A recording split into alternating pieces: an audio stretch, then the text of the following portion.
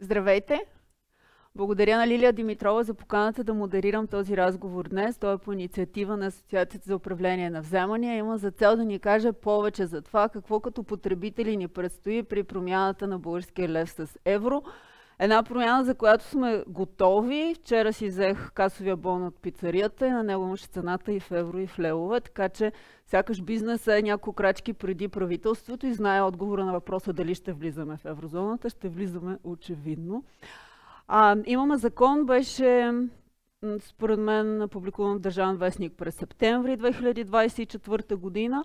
До тази сутрин не го бях чела. Тази сутрин пуснах изкуствения интелект да ми го прочете, докато се приготвям за работа. И се замислих върху един много съществен въпрос. Защо като хора, българите повече сякаш се страхуваме от това, че се смени знака върху банкнотите, които аз лично почти не ползвам вече, повече отколкото от такива неща като изкуствения интелект. Моят отговор е в това, разбира се, че е въпрос на знание. Знаем, че когато едно време марката се сменяла с еврото, хората обедняли, а пък не знаем какво този Copilot, който тази сутрин ми четеше, ще ни направи в бъдеще, така че едното е някакво имагинерно, докато другото сякаш физически мога да го почувствам, че някой друг човек го е почувствал това обедняване. Така да започнем от там. Защо ни плаши тая промяна? Повече, отколкото, може би, промени, които много по-голямо влияние имат върху живота ни днес. Лили, като домакиня, е дама? Буквално на прима виста първото, което ми хрумва, защото както всичко, което се случва, ще бъдем доста непринудени днес. Аз мятам, че валутата е нещо, което е приемано е за по-лично, приемано е за част от нашата история. Българите сме много болни на тема история.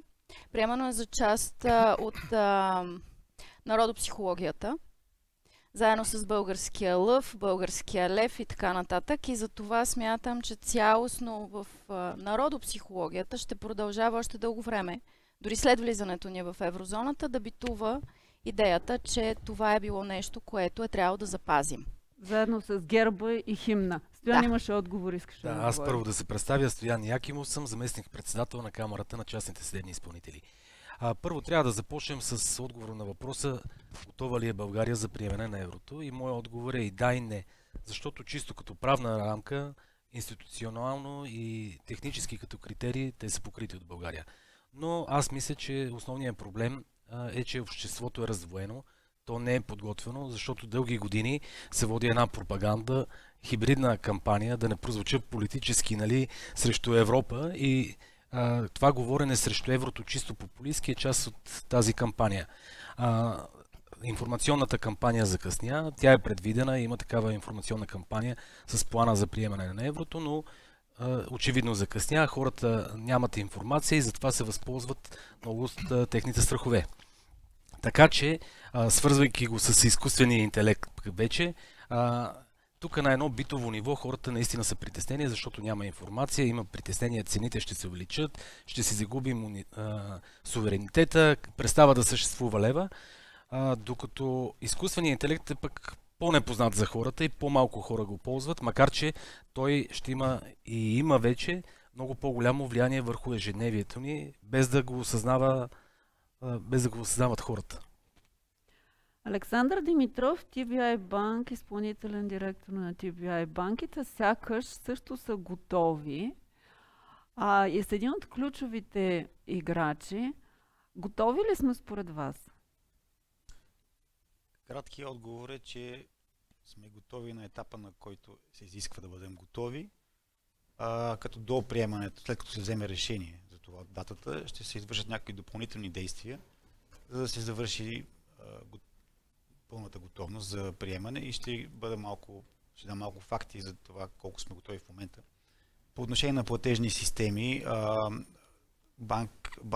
Българика Банк Сервис извърши съответните промени за системите за брутен сетълмент от RINGS към Target 2 преминаване, за незабавните плащания от Blink към SEPA Instant. По отношение на валутния курс, ние имаме един фиксиран курс вече дълги години в рамките на валутния борд, т.е. там също е решено какъв ще бъде валутния курс. По отношение на банковия надзор, напълно хармонизиран банков надзор с европейските структури, още с КТБ, банковия надзор от част от европейската система, с всичките необходими регулации, които са въведени. Така че готовността на банковата система е много висока с следващите стъпки, които ще дойдат след официалното обявяване на датата. Тогава можем да завършим напълно процеса. Най-често големия бизнес се справя по-добре в такива промени, не само защото има капацитет и ресурси, но защото обикновено и това са дружества, които са клонове или поддружества на големи международни компании. Обаче по друг начин стоят нещата в умовете на крайните потребители, физическите лица и на малкия бизнес, където адаптацията, разбира се, е много по-бавна. Ивелин Камбуров, Кредисимо, как усещате потребителите като настройка? Всъщност вие давате ли кредити в български лева изобщо? Да, усещаме това, което споделят и колегите, че има някаква неяснота, някакво, може би, притеснение, което се поражда според нас също от липсата на, може би, достатъчно високо ниво на информираност на обществеността, а когато нещо не е съвсем ясно и достатъчно добре обяснено, винаги има една нотка на съмнение дали това нещо ще се случи, как ще се случи, как ще бъде като ефект върху всеки един от нас. Ние даваме кредити само в лева и това ни е основно нещо, което правим, включително и с лизинговите продукти, които имаме. И заедно с колегите от банковия сектор, ние също сме поднадзорни лица на БНБ и в цялата тази подготовка участваме по същия този активен начин, макар и на едно малко по-ниско ниво, така че и наша отговорността в нашите ежедневни операции ние да даваме своя принос към информираността и подготовката на клиентите. Можете ли с ръка на сърцето да ни кажете, че вашите системи са подготвени за този трансфер и че една сутрин, като се събудят гражданите, техните задължения си бъдат трансферирани в евро, това ще бъде честен трансфер? Все още, нали, текат подготовки и те текат заради това, че все още нямаме ясна и конкретна дата, от която ще бъдем присъединени. В закона е ясно описано каква е процедурата и какви са времевите стъпки за това. Но всички финансови... Искате ли да ни ги разкажете? Някой да ни разкаже всъщност каква е процедурата и какви са времевите стъпки? Защото казваме, хората не знаят, но те не са виновни, че не знаят. Аз също не знам. Слушах закона тази сутрин и да ви призная, нищо не разбрах, освен че нищо не е страшно. А най-много в този живот ме е страх някой да ми каже спокойно, няма да е страшно.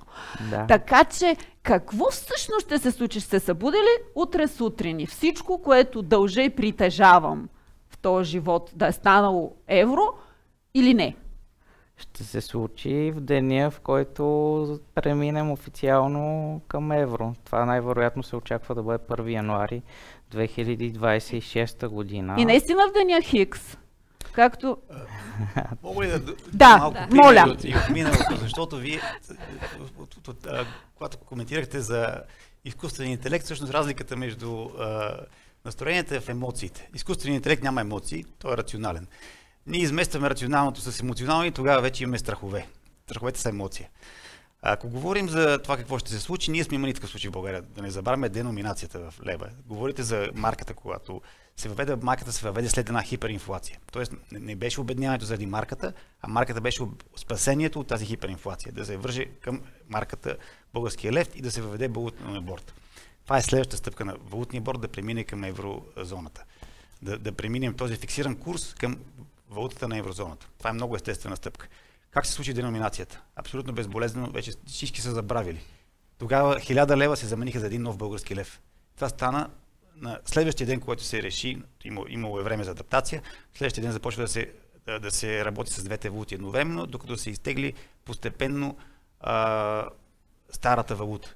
В момента сме в по-добра ситуация, тъй като голяма част от парите са електронни.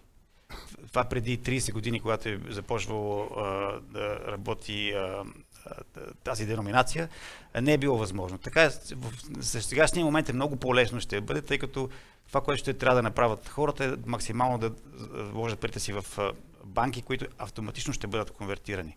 А стъпките какви са? След вземане на решение на Европейския съвет, един месец след това всички търговци и банки, търговски агенти трябва да обявяват в две валути, в лева и в евро, двойната визуализация, така наречена. Защо се прави това? За да може всеки гражданин да се запознае с цената във времето, да няма спекулации, да не може на първия ден след въвеждането на самата валута, ефективното въвеждане, да се направят големи промени в цените. Това, което се опасяваме инфлацията. Затова се започва толкова по-рано процеса на двойна визуализация, който ще приключи пък, мисля, че беше една година след това ще се визуализира в обратния ред вече. Тогава първо ще бъде евро, после лева. Това, което трябва да направят системите промени, съответните търговски агенти. Така че това дава една гаранция на хората, че няма да им се променят парите, без те да знаят зад гърба им.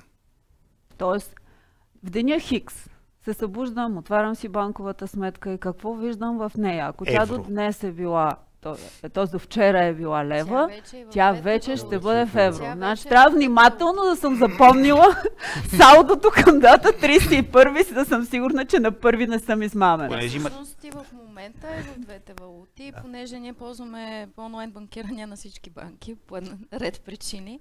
Вече се визуализират и лев и евро наличностите, така че много по-лесно може да се свикне. Няма нужда да помниш. Няма нужда да помниш. Да, той като се превалутира, реално ще продължи, ще се превалутира автоматично в евро, но ще продължи да се показва известно време, както казах и колегите, 12 месеца. Да. Живота ни днес обаче е така с часовника на посттерминала и изобщо не си знам салдото и дори да ме измами банката няма да разбера, но очевидно въпросът не е за онези като нас, които не внимават, а за онези хора, които живеят в по-малките населени места, където им е по-трудно и технологично да се оправят. Аз няколко телевизионни репортажа слушах. Тези хора наистина имат нужда от малко повече внимание към това как да приемат промяната. Пощите, казахте, всъщност кои са точките, където ще може да се направи обмяна и евентуално хората да получат информация, когато не живеят в големите градове в дигиталния свят, който ние обитаваме? Едното място са всички търговски банки. Разбира се, БНБ, но то е само в София, и всички офиси на пощите. Като важно обаче да се каже, че в начало, т.е. първите 6 месеца, гражданите имат право да обменят до 30 000 лева на ден, без да предупреждават банката. За пощенските клонове е написано малко по-езуитски, докато имат касова наличност. Да. До 1000 лева са там транзакциите. Така че добре гражданите да знаят кога, колко пари би следвало да обменят, за да могат това нещо да го планират и да не стане задръстване по офисите на банките най-малкото. Трябва да посочим, че БНБ безсрочно ще обменя левове в евро, докато търговските банки ще бъдат задължени в едногодишен срок да ги обменят за първите 6 месеца без такса. За следващите 6 месеца може да бъде обявена такава такса за обмен. По същия начин стои въпроса и с български пощи. Безплатен период и след това може да бъде определена някаква такса, но така или иначе Българската народна банка ще обменя тази валута безсрочно. Гергана Таникаджиева е изпълнителен директор на Адрес недвижими имоти. Две причини да я поканим днес, но хайде да задам по-трудния въпрос. Гражданите, които не искат да носят 30 000 лева на ден, за да ги обменят в евро, казват, че вече ги носят при вас, за да си купуват имоти. Вярно ли? Дали ги носят, не знам. Това, което мога да кажа е, че все по-засилено последните години се вижда, че парите са електронни. Все по-смело си купуват гражданите имоти, защото не усещат, не се броят така парите, да знаеш колко много банкноти трябва да извадиш, за да можеш да си купиш имот. Аз искам да се върна на въпроса ти: готови ли сме или не сме готови? Никога не сме готови, никога няма да бъдем готови.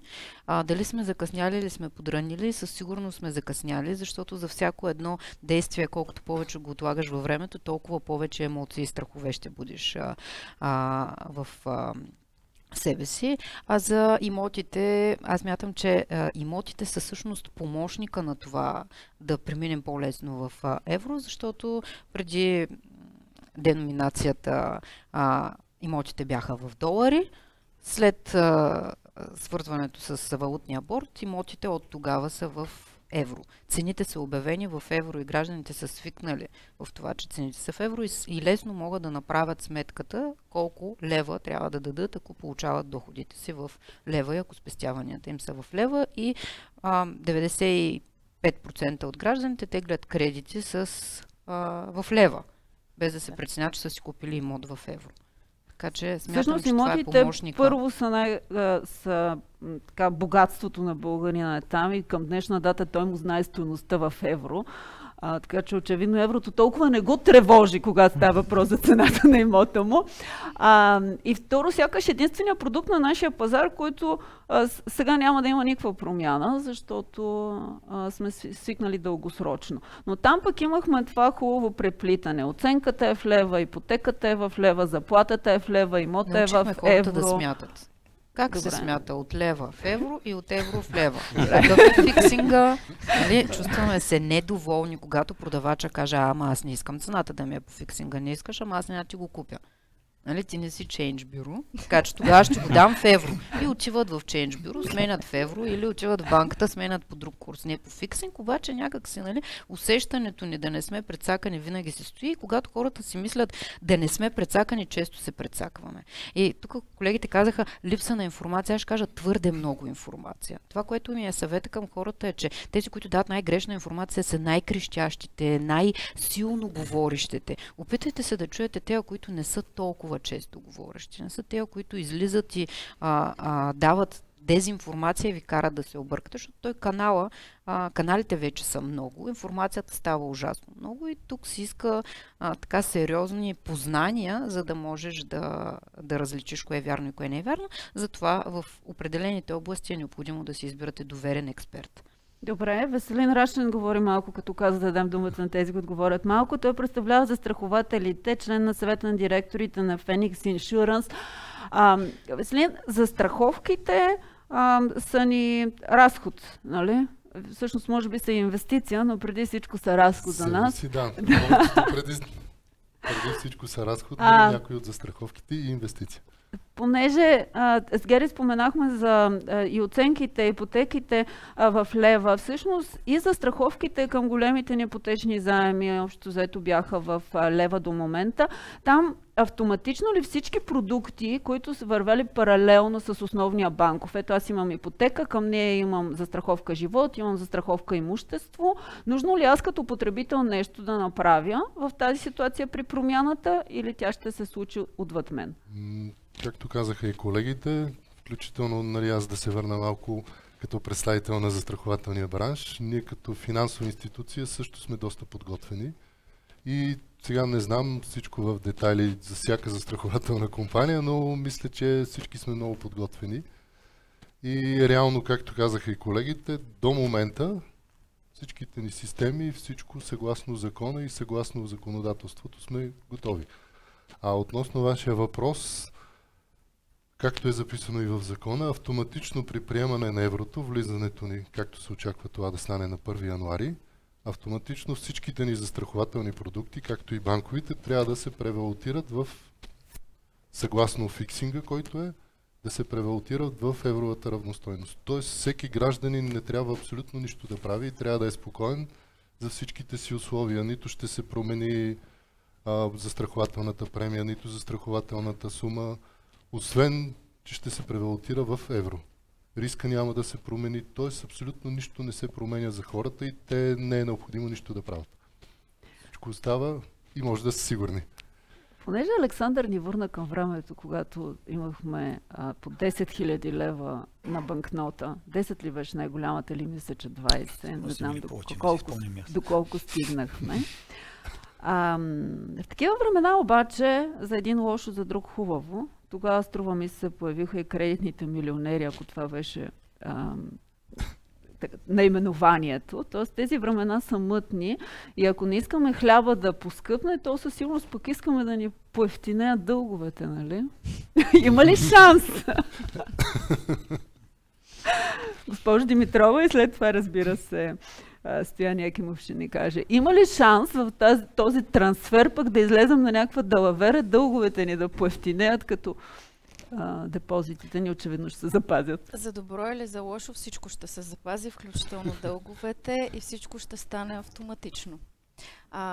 Фирмите за изкупуване и управление на вземания също са финансови институции, също са регулирани от БНБ и съответно като небанкови финансови институции ние отговаряме на същите критерии и изисквания, и системни, и процедурни, и всякакви. От тази гледна точка и ние в 12.00, ако се реши да е 1 януари 2026 година, ще натиснем един бутон, най-така образно казано, в нашата основна система и всички кредити ще се появят и в лева, и в евро. И съответно ще седат по този начин в рамките на 6 месеца. Следващите 6 месеца ще седат и в евро, и в лева. Това, което е вече промяната. Но така или иначе нищо няма да се промени по кредитите, защото няма причина това да става. Нито икономическа, нито бизнес, нито никаква. Общо взето, както каза Лиди, няма да има промяна, но закона все пак е положил някакви основни принципи. И първият принцип е този за защита на потребителите.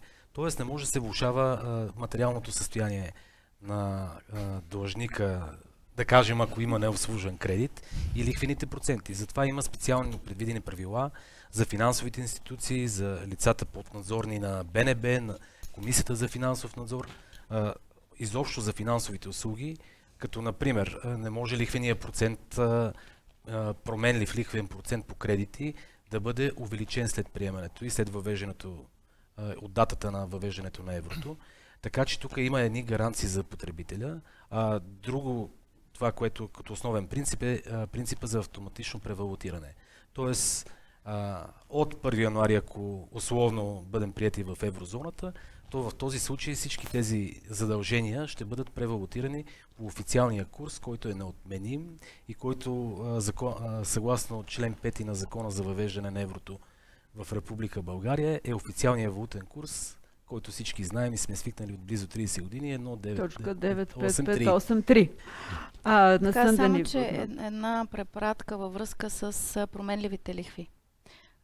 Да, закона казва, че не трябва да се ощетяват клиентите, гражданите и така нататък, но в същото време знаем защо са променливи лихвите. Те имат фиксирана компонента и променлива компонента. Променливата компонента за всяка банка е различна, като различен тип инструмент, който се използва. Съответно, би следвало да има някаква промяна след приемането на еврото, от гледна точка на промяна в тази компонента. Дали ще е Юрибор или някакъв друг кои са индекс? компонентите, които към момента най-масово се използват? Юрибор знаем. Има ли някаква такава на БНБ? Лева може да се използва основен лихвен процент. И повечето банки използват базисен лихвен процент, който е тяхно изчисление на база на цената на ресурса им. Формулата за изчисление е оповестена на сайтове, т.е. тя е публична. И не може да се правят промени в нея без да се оповестят. За да бъдат така спокойни гражданите, трябва да се знае, че фиксираната лихва ще си остане в размера, който е фиксирана, т.е. там няма промяна. По отношение на плаващата лихва, закона предписва изискване да не се увеличава лихвата към момента на въвеждането на еврото. Тоест, плаващата компонента и фиксираната трябва така да общия избор трябва да бъде равен на сбора, който е бил в лева, в когато се прилага. Хайде още по-просто да обясним на хората. Ако аз имам ипотека в лева и в момента тя е основен лихвен процент плюс нещо, хикс, когато стане трансфера и компонентата е Юробор, трябва това хикс да бъде нагласено така, защото крайната сума да не надвишава предходната. Крайната сума не трябва да надвишава. Как ще стане? Може да бъде оповестено от банката как ще стане, но трябва да не надвишава ако е 3,83% Да. е бил към 31 декември, на 1 януари трябва да е 3,83 Без значение, в ако евро. са съставните елементи, Да, тя трябва без отново да значение. бъде 3,83 и това е изрично казано в закона. И според мен това е едно от най-големите притеснения на хората. Признавам, че и в моята ипотека в лева, извинявайте, че съм пример за български гражданин, но това е в самата истина, в моята ипотека в лева аз си представях, че на 1 януари се събуждам и моите условията по договора ми ще бъдат приравнени към другите длъжници с еврови ипотеки. А вие сега ми казвате, че това не е така. Договорните отношения не се променят. Това е договор между кредитополучателя и банката. Той е подписан между двете страни. За да бъде променен, трябва да има желание от двете страни. Да се подпише нов анекс. Банката не може да задължи клиента да подпише условия, които са само в нейния интерес. Така че няма да се промени нищо без желанието и на клиента. Ако банката предложи някакви други условия при друг процент и клиент се съгласи, само тогава може да се промени. Добре. Само може да допълним това за потребителите, че те по всяко време могат да изискват информация и да кажем банката следва да им предостави безплатно тази информация за наличностите, превалутирането, сумите от левове в евро и включително да кажем банките са задължени на видно място в офисите си и на интернет страниците си да дадат тази информация. Добре. Много важен въпрос също в моята потребителска глава. Мога ли да използвам влизането в еврозоната като форс-мажорно обстоятелство да се променят договорните условия с когото и да е? Не. Това не е форс-мажор. Можете ли заедно да го кажете? Със сигурност не. Законодателно има много ясна трактовка. Тук имаме юрист, който може да каже, що е то форс-мажор. И той е свързан с война, природни бедствия, такъв тип неща. Непредвидено събитие. Това е предвидено. Това е добре предвидено и добре Този смисъл планирано. означава, че и другата страна не би могла да направи това с потребител. Да, това са реципрочни клаузи във всички търговски споразумения, няма как. Тогава да активираме креативно мислене. От какво се притесняват хората, ако законът е толкова категоричен, че нито една от двете страни не може да се възползва от това, за да промени правилата на играта? Поред мен, както казаха и колегите, може би от липса на информация или не толкова знания, разбиране, или от прекалената информация, защото се говори какви ли не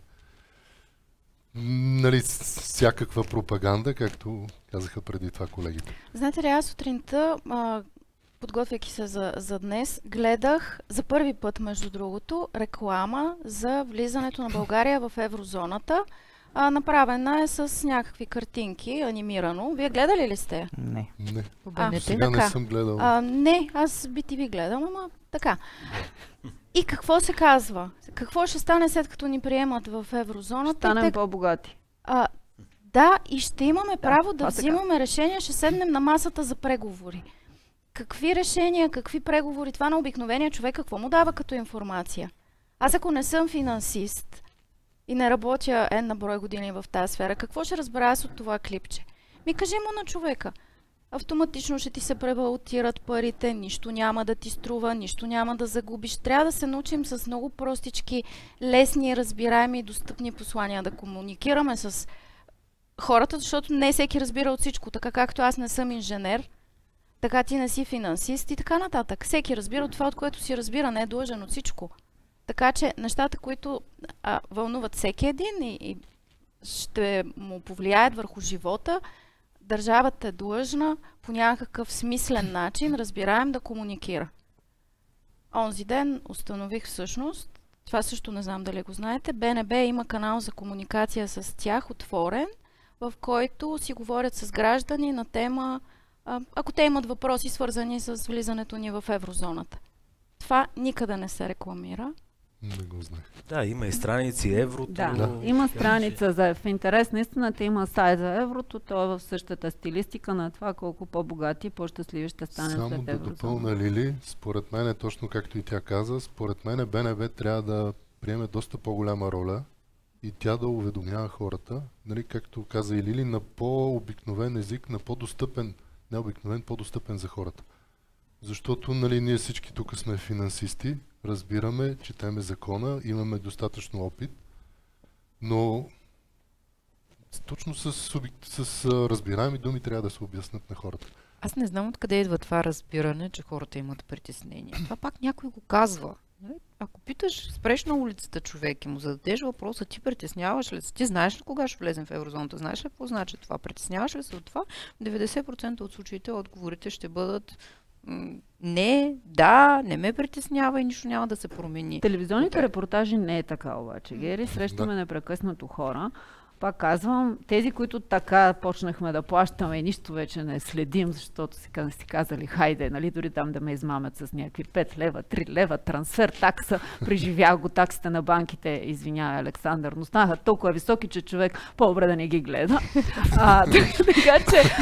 Добре да направя реклама, ние не се гледаме. Имате най-страх, да, ще мога. Няма такси. Няма такси. В момента превалутираме по фиксинга. Аз между другото ще влезем в тази тема, но ще прекъсна Гери. Имат хората притеснения, особено хората на по-зряла възраст, за които всъщност е направена телевизионната реклама, която им казва, ще станете по-богати, което разбира се, те си казват, това е лъжа. В интерес на истината, прочетах миналата седмица, излязаха някакви социологически проучвания точно по темата и всъщност вие, понеже комуникирате във ваш кръг, нали, с хора, които може би са запознати, но мнозинството от тези социологически проучвания излезе, че мнозинството от хората страхуват и са притеснени от навлизането на еврото. Да. Хляба ще стане ли от 1 лев, 2 лева? Беше нещо, което преди 5-6 години, когато за първи път започнахме да говорим за еврозоната, си казвахме. Сега по моя представа хляба вече е 5 лева, хубавия хляб в София. Така че ще стане ли от 5 лева, 10 лева или ще стане 2 евро? Какво ще стане с цената на хляба? И между другото, ние го казваме с усмивка, но това е голяма тревога на хората. И по-важният въпрос е, нищо, че вие не сте от институциите, ако наистина хляба стане от 5 лева, 4 евро, къде подавам сигнал? Какво правя като гражданин? Или просто не купувам този хляб. Обаче, ако всички квартални магазини решат да направят това, какво правя като гражданин? Вие какво бихте направили като граждани, не като финансисти? Всъщност в закона е записано, има и глоби. Както и казаха колегите, реално се предвижда, това е идеята преди влизане в еврото, да се обявяват цените в лева и в евро. Както и ще продължат и в първите месеци, за да може гражданите да виждат каква е била цената в едната валута, в лева и в евро. Фиксинга е определен, там не може да се закръглява, определено е в закона как точно ще се закръглява и ако има някакви минимални разлики, как ще се отчитат. А всъщност глобите са доста сериозни, започват от 50-100 лева и стигат за повторни нарушения до 30-40 хиляди, които са предвидени в закона. И всъщност за това е органите, които ще налагат глоби към финансовите институции и фирмите. Това са БНБ, КФН и Агенцията за приходите, НАП. Но вече във връзка с потребителите, както вие попитахте, това е Комисията за защита на потребителите, точно така. Да. Аз считам, че има една нормална икономическа логика. Считам, че в България цените са толкова високи, че няма на къде повече да се повишат. Няма икономическа логика да купуваш нещо в Германия за 1 евро, тук да го купуваш 2. В един момент и опита на други страни преди нас, които са влезли в еврозоната, отчита след приемането на еврото за кратък период, може би някакво позакръгляване и опити да бъдат увеличени цените, но след това с течение на времето се нормализират и тук, както спомена колегата, много е важно и ролята на институциите, те да свършат своята работа. Не се ли да мислите, че когато въведем евро, ще бъдем много по-съпоставими дори с съседна Гърция? Когато отидем сега в Гърция, аз лично ще чувствам по-добре, защото цените са наполовина, числата са наполовина. Тя и заплатата така ще Защото все пак чисто емоционално виждам, че цените са по-ниски. Ако сме в евро, ще можем много по-бързо да сравним. Колко е една салата гръцка в Гърция, колко е шопската салата в България. Но една елементарност за обикновения човек. Истината е, че много по-елементарно ще сравним водата, която в Гърция е фиксирана малката на 50 цента, а в Борисовата градина, не знам дали знаете, но вече струва 2 лева. Без да сме въвели еврото. Без да сме въвели еврото. Това обаче е нещо, което познаваме от пазара на имоти Киери, помниш, преди 2007 година. Сякаш очакването на някакво събитие в България се изконсумира икономически в година и половина преди то да се случи и вече след като се случи всичко сме капитализирали като ефект, така ли? Такова е усещането. И в момента. Такова е усещането и в момента. И по-скоро аз исках да те репликирам на твоя въпрос. Ти хубаво ще подадеш жалба. Ти сега къде подаваш, че хляба се променя? Всеки месец или там на всеки 6 месеца или 1 януари, когато джобовете са най-изпразнени на всички. Аз съм гражданин, който иска това влизане в еврозоната някак си да имам изгода от него. Така че търся всяка пролука. Това, което аз чух е, че условията не трябва да стават по-лоши за хората, но винаги могат да станат по-добри. И това, което каза господин Димитров с съпоставката е, а защо не се замисляме, че тези всички сравнения, които даваме в момента, че храната в Lidl в Германия е по-евтина, когато влезем в еврозоната, не може ли да стане така? Храната в Lidl да бъде същата като на цената в Германия. Може и да стане. Не знам. Добре, гледнем положително някак, а не само отрицателните неща, които то е ясно, че така или иначе ще се случат. Може би това внушение, което се излъчва, казвате от някои медии, то е внушение, защото няма зад него факти, доказателства. Фактите са малко по-сложни, те са макроекономически. Какво би допринесло въвеждането на еврото? Това е повишение на доверието в страната, повишаване на кредитния рейтинг. Това означава по-евтино финансиране. Когато държавата имитира ценни книжа, те ще бъдат с по-ниска лихва. Съответно, това ще тежи по-малко на бюджета. Говорим за дълга, който има държавата. Всичко това са макроекономически показатели, които постепенно във времето ще се отразят на нашето благосъстояние. Няма как да обясним в момента какво от утре ще стане, но то постепенно ще го усетим. България ще става по-богата именно чрез тези косвени върху нашия бюджет показатели. В момента, само да допълня, господин Димитров, в момента живеем в парадокс. Държавата получава по-скъп заем, отколкото даваме на Гошо Иванов. Като цяло. Цялостно инвестиционните кредити са по-скъпи от потребителските. Исках да кажа, че всъщност ние казваме, финансирането ще стане по-евтино, то ще стане по-евтино за държавата, но за мен като гражданин. А към момента моите лихвени нива са доста конкурентни спрямо тези в Западна Европа. Така е, нали? По-ниски са. По-ниски са. Да, това казвам. По-конкурентни са. Те са доста по-ниски, по-изгодни от мен. И моето опасение е, че ако утре вече не е български лев, а евро, те ще станат като тези в Европа, които са по-неизгодни. Да или не? Това най-вероятно, това ще е тенденция. Най-малкото, защото е европейски пазар. Аз обаче смятам, че това би се случило въпреки еврото. Дългосрочно, ако погледнем. Нека да не се плашим. Всъщност, причината в момента България да са по-ниски лихвите е голямата ликвидност, която имат банките. Тази ликвидност се дължи на населението. Нашия менталитет да спестяваме, да слагаме парите в банките. Ние нямаме алтернативни инвестиции в България, не сме свикнали да инвестираме в ценни книжа, в някакви фондове и така нататък. Имаме, но все по-малко, отколкото други страни. Затова и банките имат тази ликвидност, затова могат да имат тези по-ниски лихви. С присъединяване пълно присъединяване вече към еврозоната, аз не очаквам първоначално да има ефект, защото тази ликвидност няма да се изтегли краткосрочно. Но така или иначе ние ще следваме общите показатели на еврозоната, като целевата, това, което е ролята на Европейската централна банка. Нека не забравяме, че БНБ има доста ограничени функции и ние не си даваме сметка, че в валутния борд, в момента в който сме, също има рискове. Никой не се е замислил, че валутния борд може да падне не защото го искат политиците, а от натиск, защото БНБ е задължена и в момента да изкупува по фиксинга всеки лев, който им се предостави. Но БНБ не емитира евро. Тоест тя може да няма налично толкова евро, за да поддържа този курс. Да не забравяме Джордж Сорос, който играше Английската централна банка и я проби. Чисто спекулативно. БНБ също може да бъде изложена на такъв риск. Така че борда не е вечен. Това е следващата стъпка след борда да си гарантираме стабилност на валутата. Европейската централна банка управлява паричната политика и нейната целева точка е 2%. 2% да има инфлация, което е доста голяма стабилност на цените. Тоест, това ни гарантира стабилността на цените и липсата на голяма инфлация, че Европейската централна банка ще управлява паричния ресурс вече много по-ефективно. И нека не забравяме обратния вариант, който беше преди 15 години, когато лихвите в Западна Европа бяха доста ниски, а в България изключително високи.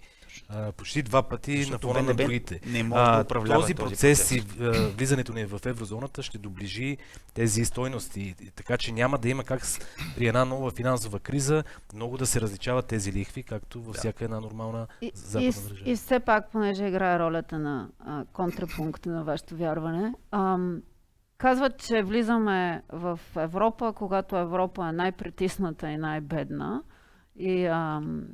и че малкото някак самооцелява много по-лесно, отколкото когато се змия в Европейска централна банка, където може да имаме право да гласуваме. Казва рекламата, но в какво там ще се гласува, доста малко зависи от нас. Хайде да погледнем тогава на Европа и на сигурността на Европа малко по-мащабно. И чувствате ли се вие наистина, че сме закъсняли толкова, че да влезем в грешния момент, когато Европа е по-слаба и по-бедна? И пред криза. Европа е най-доброто място за живеене и всеки се стреми да дойде в Европа. Така че нека пожелаваме всеки да е в така толкова лошо семейство, така най-богатото може би, защото ако погледнем къде се живее, иска да живее в Европа. Това и тежи на бюджетните системи. Причината не е нещо друго, а именно такива политически залитания и популизма, който навлиза в Европа, но в крайна сметка в този момент от развитие на света малките държави трудно могат да оцелеят. Трябва всеки да се присъедини към някакъв блок. Виждаме, че има съревнования между Китай, Русия, Щатите, Европейския съюз. Тези блокове. Водене на самостоятелна политика може да бъде ефективна за някакъв кратък период, популистски чисто, но дългосрочно нито една държава не може сама да се прави. Точно посочихи ролята на БНБ. БНБ не може да се справи с големите предизвикателства. Ние нямаме този ресурс. Гери, искаш нещо да допълниш?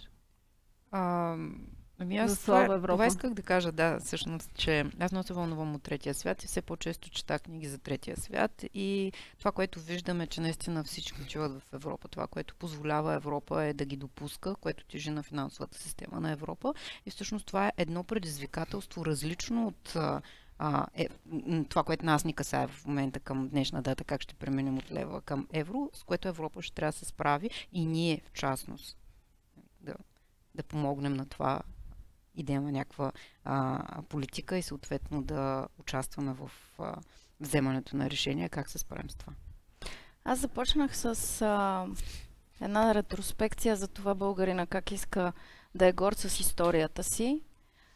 Смятам, че не трябва да забравяме нашия основен призив, че Съединението прави силата и че сега е момента наистина да сме едно цяло с Европа, защото аз помня какво е да сме преди Европейския съюз и пътувайки в държави близки до нас, географски, които не са в Европейския съюз и всички ние пътуваме, виждаме, че разликата преди и след Европейски съюз е драматична и аз съм сигурна, че ние не го осъзнаваме в ежедневния си живот, но влизайки в еврозоната, с течение на времето ще видим много голяма разлика в посока ежедневния ни живот и как това позитивно ни влияе.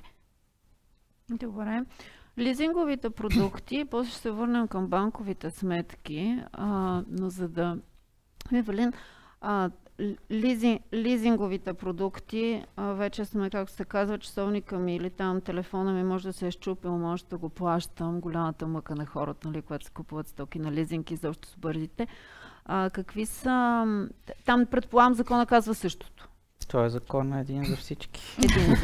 Един за всички. Регулатора също. Добре, но какви са все пак вашите... А те имат и КФН. Комисията за финанси. Кой има КФН? За страхователите. Ние имаме КФН. Да. Окей, доста институции регулират дейността ви. Така че можем смело да се жалваме, ако нещо не ни харесва. Идеята е, че всичко е заради тези регулатори, които похващат огромен пазар. Идеята е, че всичко е с някаква висока степен на предвидимост, което би следвало да дава поне малко спокойствие на потребителите, защото всеки не може да прави каквото иска и да прави различни неща, които не са заложени нито в плана, нито в закона. Тъй като и пазар е достатъчно конкурентен, че всяко едно грешно движение, нали, ще отхвърли този продукт и няма да бъде той вече така популярен, така че от гледна точка на различните видове финансови институции, аз мисля, че всички са доста добре подготвени и в една рамка се движим всички, така че не би следвало да има разлика от типа продукт, дали е банков, дали е от небанкова финансова институция, дали е лизинг. Всичко би следвало да върви точно по този план и всеки да е подготвен за това, респективно крайният потребител да не усети абсолютно никакъв проблем между единия и следващия момент. Сега, понеже говорим за това, какво ще усети крайния потребител, хайде да му кажем той нужно ли е, пак да го кажем, нужно ли е нещо да прави. Тоест, аз в момента имам в моята банка две сметки, едната еврова, едната е левова. С този трансфер какво ще получа? 2 еврови ли? Не, сметката остава същата. Тоест, ще бъде сутринта и от 1 евро в 1 левова ще имам 2 еврови. Парите ми ще са прехвърлени в новата валута без такса и без никаква разлика, т.е. по фиксинга. От тук нататък, като не искам да плащам, хайде да говорим за банки, в които има такси, като не искам да плащам такси по двете сметки, отивам да си ги събера на едно или дайте някакъв съвет на потребителя. Защото аз, примерно, си мислих, дай да ходя това нещо да го свърша сега. Но пък сега бих обменила при друг курс, нали? Да. Вие към момента имате сметки и плащате такси по нея. Тази сметка ще бъде превалутирана в евро и ще плащате същите такси. Да, но да дадем съвет на потребителите. Сега ли да обединяват или да изчакат? Или заради това автоматично превалутиране, което ще бъде без такси и без разлика в курса, да изчакат да се случи тогава, ако искат да обединяват и оптимизират разходи по сметки. Няма нужда да променят нищо от сегашния си начин на живот. Важното е парите, които да им бъдат в банка, за да не се налага да отиват да ги обменят. Това ще им спести едно разкарване. Като дори първия месец след въвеждането на еврото, пак ще може в двете валути и като търговци ще трябва да вършат в евро. Така че постепенно да се изтеглят от обращение книжните банкноти и монетите в лева, за да можем да преминем към евро разплащане, но колкото повече пари имаме по сметки в банки, то ще стане автоматично. Тоест хората няма нужда да правят нищо. Те са достатъчно защитени по всякакъв начин, без да им се налага да правят някакви искания за промяна на сметки. Всичко това става от банката автоматично. Те ще си виждат вече сметката в евро. Да. Може би икономически по-изгодно е да изчакат това да се случи по фиксирания курс, тъй като сега всяка една транзакция ще бъде по курс извън този. И банките, ако имат курс, така че курс продава. Да, така че може би плюс имат такса. Най-изгодно би било да се изчака това автоматично превалутиране, тъй като то ще е по фиксинга. Добре, вече там так да се управлява дали една, ли две, се около сметки? Един потребителски съвет, ли искаше ти да го формираш, че всъщност е добре хора да не изпадат в паника, да не ходят да правят някакви действия, защото икономически ще им бъде най-изгодно да използват автоматичното превалутиране без такси, без разлика в курса на валутата лев-евро. И ако искат след това да правят оптимизация на сметките с цел намаляване на таксите, да го направят след като вече всичките им сметки са в евро. Точно така. Ако има някой, който е напълно готов за еврозоната, това са финансовите институции в държавата, така че за всяко нещо е помислено, то ще се случи бързо и автоматично, практически в 12:00 на деня Хикс, който и да е той. Но така или иначе очакваме информация до края на май месец по темата кога ще бъдем приети в еврозоната, имаме ли положителен доклад, така че много скоро предстои да разберем. Добре, нека да кажем тогава, всеки моля ви от вас, какво очаквате от доклада и кога очаквате да влезе? Аз мисля очевидно, че включително на някакви критерии, ако не отговаряме, вече е взето политическо решение ние да бъдем приети в еврозоната. По същия начин се случи и с Хърватия, така че аз съм оптимист и считам, че от 1 януари 2026 година България ще бъде новия член на еврозоната. Гери? Аз смятам, че всички сме се подготвили, обаче не вярвам, че ще бъдем новия член на еврозоната от 1 януари. Лили? Аз смятам, че ще станем част от еврозоната от 1 януари. Добре. Да, и аз ще подкрепя колегите. Тук финансистите сте Тук има оптимисти. различни, но различни мнения. смятам, че съвсем скоро ще разбереме дали ще станем член, но съм по-скоро, че ще станем член от 1 януари 2026. Риториката в България е много противоречива. Аз се надявам. Хубав глагол. То се надявам, защото вече на всички мисля, че ни омръзна тази тема и най-добре вече, когато нещо тръгнем да го правим и ще видим, че не е толкова страшно. Ивелин? Ами слушайки политиците, включително и вчера, все повече послания и по-уверени има, че докладите ще бъдат с положителен резултат, което ни води към 1 януари, но докато не го видим... Възможно ли е като Шенген да видим междинен вариант? Всъщност правилата позволяват ли го? Не. Не виждам като... Няма такъв. Силно ли само? Или се вътре, или не си. Тук няма средно положение, но изобщо не съм се замислила. Между другото, много интересен въпрос. Само с самолет може да означава още 6 месеца. Добре, и понеже сте тук и журналиста в мен да се обади, всеки един от вас прогноза за как неговия сектор ще се развива, изобщо като хора, които управляват бизнеси, какво очаквате след еврозоната да се случи? Ръст, криза и това, разбира се, отвъд влизането в еврозоната, защото има много критерии, но нека чуем прогнозите ви икономически за вашия сектор, хайде не за цяла Европа. Повече, по-малко задлъжняване, какво е очакването? Не виждам абсолютно никаква промяна. Винаги има 1% от хората, които имат задължения. Дали ще живееш в Холандия или в България, все едно и също. Така че няма как да има някаква промяна от това, че ще преминем в еврото. Няма да се отрази на цената на услугата. Но отвъд еврото, в очакването за следващите 6-9 месеца до година, за това какво се случва в живота ни? Не виждам някаква промяна очаквана. Тук ще каже и колегата, която е специалист по недвижими имоти. Във връзка вече с тези недвижими имоти, говори се и за имотен балон. Нищо не се... Там може да има някаква промяна от тази гледна точка. Зависи какво ще се случи с цените на недвижимите имоти, например.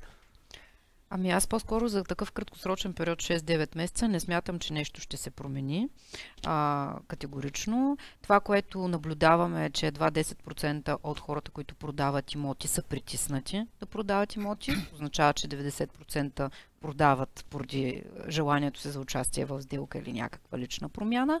Това, което категорично ни е показало последните 10 години е, че цените на имотите и броя на сделките растат в една корелация с доходите на хората. Така че това, което ще гледаме е какво се случва с доходите на хората, какво се случва с безработицата. Смятам, че 6-9 месеца са толкова кратък период да има някаква динамика при равни други условия, така че не виждам промяна. Продължава тази гъвкавост и това желание на хората да придобиват или да участват в сделки с имоти, защото те не само купуват и продават, инвестират в друго, инвестират в други държави. Ставаме все по-близко до това да си купиш имоти в друга държава. В интерес на истината чувам за инвестиции вече не само в Гърция, много в Испания, в Дубай. То е интересно. Но когато Александър каза, че ние нямаме култура на инвестиция, имаме бетонно злато, му викаме. Това си инвестираме парите в България. Всъщност това е усещането на българина за благосъстояние. И депозит. Да, казвам, отвъд депозитите в банките, другото, което познаваме, е бетонното. Да, това е културата ни на инвестиция. Цялостно макроекономически смятам, че България е много стабилна в момента. Не очаквам никакви промени, освен ако няма форс-мажор, нещо, което никой не може да предвиди. Много ниски са процентите и на инфлация и на безработица, така че няма причина да има каквито и да било промени и сътресения. Аз обаче нещо друго си мисля.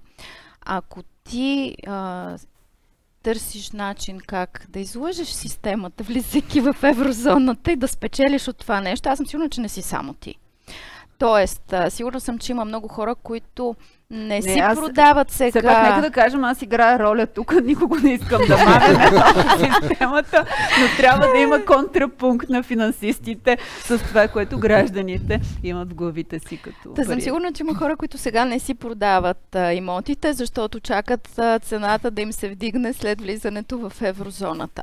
Също така смятам, че има хора, които не си плащат кредитите, защото смятат, че ще има промени в лихвени проценти, условия и така нататък, и като влезем в еврозоната. Защото някои хора смятат, че това ще има и панацея. Нали, не е само негативната перспектива и гледна че точка. бъде Има и форс-мажор, от който да се възползвам, за да променя условия в живота, които Да, не ми да. харесват. Така че може би някои неща биха се променили, да, но пък аз съм позитивно настроена и с нетърпение очаквам бъдещето и промените. Какво в асоциацията отчитате като динамика при задлъжнялостта? Няма никакви промени. Понеже Същото, ние което и правим, при ние правим съдебните. проучвания на ниво индустрия последните 10 години, то няма големи промени, които да са свързани с ниво на задлъжнялост, с по-голям процент кредити, които са изпаднали в просрочие, с по-ниска възможност от плащания или каквото и да било. Както и Гери каза, 10% от хората се чувстват притиснати, но винаги има спестяванията такива. растат по-бързо, отколкото растат кредитите. Да. И това е тенденция последните години. Дори, може би, намаляват, всъщност не може би, със сигурност намаляват портфелите с лоши вземания в банките, защото хората си погасяват Няма кредитите. какво да купувате. Няма какво да купуваме, да. Добре, това е хубаво всъщност.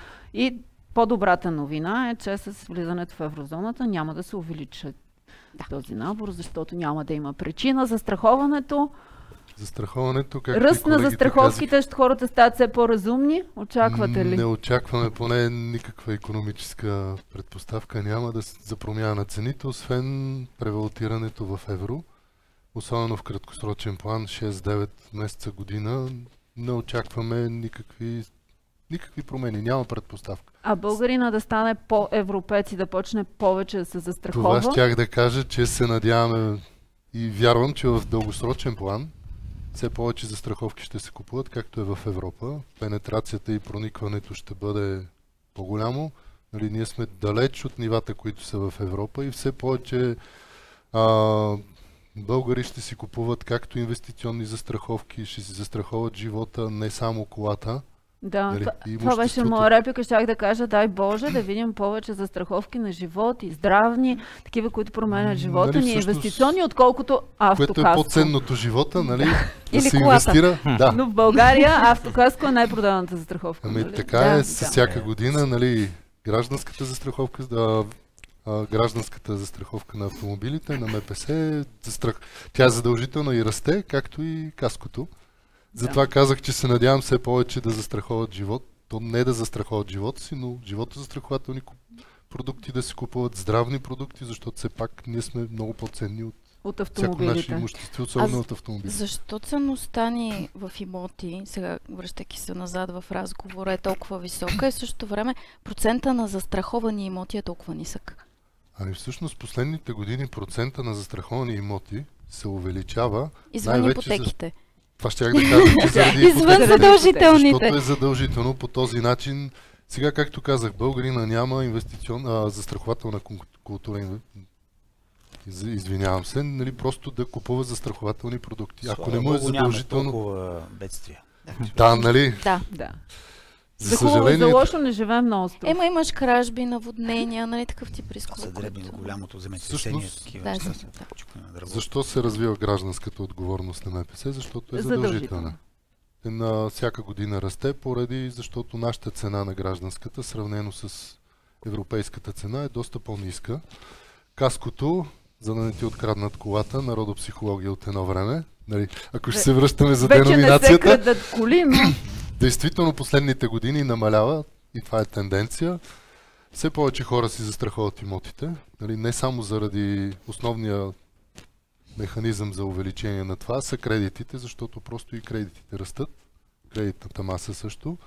Но се надявам и животозастраховането, то всяка година има доста по-голям ръст и най-голям ръст е здравното застраховане. да. Което все пак е, нали, Ами тази тема е интересна и професионалните доста да застраховки, говорим. и професионалните Може доста да застраховки говорим. са интересни и всичко това между другото прави качеството ни на живот и е важно да се замисляме за тези неща повече, отколкото се дребнавим за проблеми, които са сякаш измислени. Ако четем хубаво закона за приемане на еврото, се оказва, че повечето ни проблеми и страхове са измислени и са вече адресирани. Какво очаква банковия сектор? Промяна в поведението, пак казвам, отвъд еврозоната, ръст на депозитите? Аз първо да кажа, че съм оптимист за България. Оптимист съм, че след еврото ще бъде още по-добре, защото аз мисля, че доста се подобриха нещата в България. Сравнено с другите европейски държави, дори ние много се изравнихме като стандарт на живот. Да кажа, големите градове, това не важи за навсякъде, но доста имаме една средна класа вече, която живее доста добре в България, а другите страни се влошиха, за съжаление, затова се сближихме. Но трябва да отчетем, че банките правят много голям разход за връзка с въвеждането на еврото. Около 500 милиона лева е оценена разходите за банкова система. Ние сме така ли, че ги правим тези разходи и крайно време е да престанат да ни тежат на бюджетите и да минем следващия етап, който ще ни донесе вече някакви ползи. Това ще бъде по-евтиното финансиране. Ръст на депозитите не смятам, че ще има, тъй като няма индикации за това, няма откъде да дойдат. Това са пак от гражданите. Гражданите няма да спестят повече, като минем в евро. Така че смятам една стабилност в икономиката и потенциал за развитие поради така ентусиазма, повечето доверие в България, повече инвеститори в България и може би самото развитие политическо, геополитическо с някакви отрасли, които ще имат по-голямо развитие през следващите години. За България ще ни дадат повече бизнес. Страшен ли е кредита? По-страшен или по-изкушаващ ще бъде следващите години според вас? Трендовете показват, че има последните години ръст в кредитирането, особено извън ипотечното, потребителското кредитиране расте, но то е свързано с така приличните икономически нива, в които се намираме. И също така, колкото повече расте потреблението, толкова повече расте и кредитирането. Така че нещо по-съществено или значимо аз лично не очаквам да се промени. По-скоро ще си следваме трендовете, които имаме от предходните периоди. Оптимисти ли сме?